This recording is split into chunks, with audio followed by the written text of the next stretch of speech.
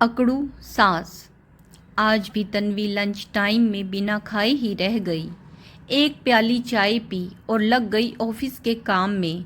कुछ दिनों से रोज तन्वी का यही हाल था। भूखे रहने की वजह से तन्वी को हल्की कमजोरी महसूस हो रही थी। साथ में हल्का सिर भी घूम रहा था। इसीलिए हाफ टाइम करके जल्दी ऑफिस से घर की तरफ निकल जाती है। रास्ते में अचानक स्कूटी चलाते उसे चक्कर आ जाता है और वो गिर जाती है।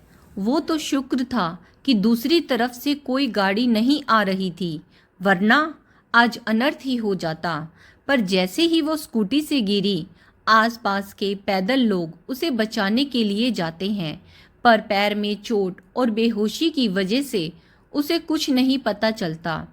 वो तो लोगों का भला हो कि उन लोगों ने तुरंत उसे अस्पताल ले आए और एडमिट कर दिया।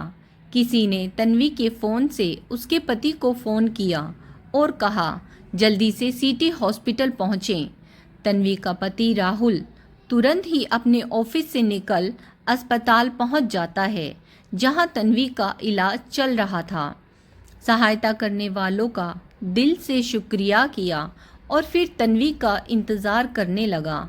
थोड़ी देर में नर्स तन्वी को स्ट्रेचर पर लेकर आती है, जिसे देखकर राहुल भावुक हो जाता है। नर्स तन्वी को बेड पर लेटा देती है और तब तक वहाँ डॉक्टर भी आ जाते हैं।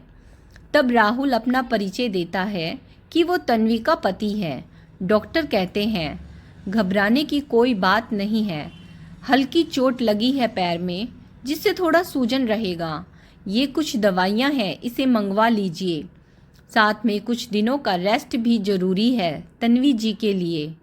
और हाँ, एक और बात आपसे जानना चाहता हूँ राहुल जी, आपकी पत्नी काफ़ी कमज़ोर है, क्या ये ठीक से खाना नहीं खाती? तन्वी जी ने मुझे अभी थोड़ी देर पहले बताया कि उन्हें कुछ दिनों से सिर में चक्कर आ रहे थे और कमजोरी भी महसूस हो रही थी। ऐसा कीजिए, इनके खान पान का विशेष ध्यान रखिए। कुछ ताकत की दवाइयाँ भी लिख दी हैं मैंने, इन्हें समय समय पर देते रहिएगा। डॉक्टर की खाने वाली बात सुन हक्का बक्का रह जाता है राहुल। फिर कहता है ठीक है डॉक्टर, मैं ध्यान रखूँगा अपनी पत्नी का। पर यहाँ से कब डिस्चार्ज होगी? 1 घंटे बाद आप ले जा सकते हैं अपनी पत्नी को, पर हाँ, घर पर ध्यान रखना पड़ेगा। ऐसा कहकर डॉक्टर वहाँ से चला जाता है और 1 घंटे बाद राहुल भी तन्वी को लेकर घर जाता है। अचानक घर पर तन्वी और राहुल को देख सरोज जी, राहुल की माँ, चौंक जाती है और ऊपर से तन्वी के पैर में पट्टी और माथे पर पट्टी देख परेशान हो जाती है और मन ही मन बुदबुदाती है, लो हो गया महारानी का 1 महीने का आराम। फिर झूठा सहानुभूति दिखाते हुए कहती है, अरे बेटा, ये सब कैसे हुआ? कहाँ गिर गई बहू? एक्सीडेंट हो गया था तन्वी का।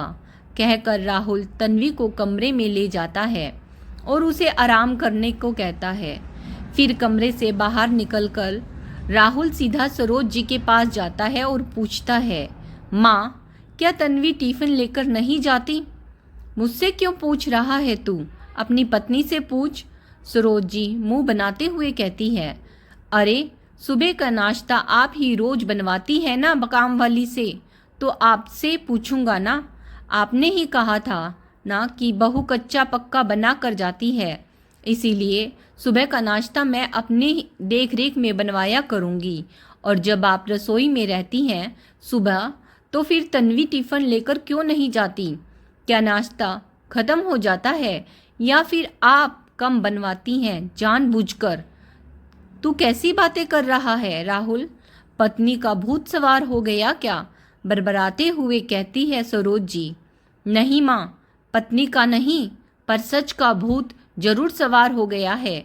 आपकी इन्हीं आदतों की वजह से बड़े भैया और भाभी ये घर छोड़कर चले गए थे, याद है ना माँ? भर पेट खाने नहीं देती थी भाभी को और इसी कमजोरी के कारण उनका कई बार अबॉर्शन हो गया था। वो अच्छा हुआ कि भैया को समय पर अकल आ गई और वो इस घर को छोड़ने में ही अपनी भलाई समझे। अभी खुशहाल हैं भैया भाभी अपनी ज़िंदगी में अपने बच्चे के साथ। माँ, मैं पूछता हूँ, क्या आपके राज में बहुओं को भरपेट खाना भी नसीब नहीं है, जो आपके खजाने को भरने में हमारी मदद करती हैं? क्या उसका इतना भी हक नहीं है इस घर पर? बताइए ना माँ। सरोज जी को झकझोरते हुए राहुल कहता है। माँ का मौन देखकर राहुल फिर गुस्से से कहता है, अगर आगे भी आपका यही हाल रहा तो एक दिन मैं और तन्वी भी इस घर को छोड़कर चले जाएंगे। फिर भोगते रहना अपने धन दौलत को माँ। ऐसा कहकर राहुल रसोई में जाता है और तन्वी के लिए फ्रूट्स जूस बनाने लगता है। दरअसल सरोज जी शुरू से अकड़ू स्वभाव की महिला थी। सरोज जी के पति ने अपनी दिन रात की मेहनत से काफ़ी संपत्ति अर्जित की। जब तक सरोज जी के पति जीवित थे तब तक सब ठीक था, पर जैसे ही उनकी मृत्यु हुई सरोज जी को अपनी धन संपत्ति का अहंकार हो गया। वो बहुओं को काबू में रखने के लिए हमेशा अपनी हुकूमत चलाती रहती थी। दोनों बहुओं को भरपेट खाना भी नसीब होने नहीं देती। साथ में रसोई भी अपनी देख रेख में रखती ताकि बहुएं अपनी मन की ना करें। उन्हें डर था कि अगर रसोई बहुओं के हवाले कर दी तो उनकी कदर कम हो जाएगी। इसीलिए सुबह का नाश्ता कामवाली बाई की निगरानी में ही खुद बनवाती थी और सबको थोड़ा थोड़ा खाना देती। ये बात बड़े बेटे को पता चल चुकी थी, इसीलिए उसने अलग रहने का निर्णय लिया। पर राहुल माँ के मोह में ये सब नहीं कर पाया। लेकिन आज तन्वी के एक्सीडेंट से वो तिलमिला गया और जो नहीं बोलना था वो भी बोल दिया। राहुल के ऐसा बोलने पर सरोज जी डर जाती हैं, क्योंकि वो राहुल से बहुत प्यार करती थी। इसीलिए उसने अपने व्यवहार में बदलाव लाने की सोचने लगी। अकेलापन के डर से वो तन्वी का ध्यान रखने लगी और भरपेट खाना भी देती थी ताकि वो जल्दी से चलने फिरने लगे। 1 महीने बाद तन्वी ठीक हो गई और ऑफिस जाना शुरू कर दिया। तो दोस्तों, आज की कहानी कैसी लगी कमेंट्स करके ज़रूर बताइएगा।